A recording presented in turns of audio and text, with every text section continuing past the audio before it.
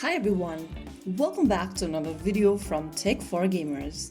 Today in this video, I'm gonna guide you through how you can find your QR code on Riot. So in order to find your QR code for your Riot account is super easy. Launch open the Riot application on your smartphone or your tablets or even on your PC and log into your account. Once logged in, from the home page of Riot, go to the top right corner and tap on the QR option. And this will take you to this page where you can go to the top of the screen and tap on My Code. Soon after you do that, you will be able to see your QR code displayed on the screen.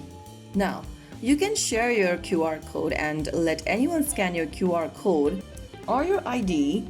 You can also tap on the share button and select any contact or social media application and select someone you want to share your ID with or your QR code with.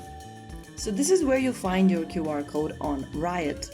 If you found the video helpful, don't forget to like, share and subscribe to our channel.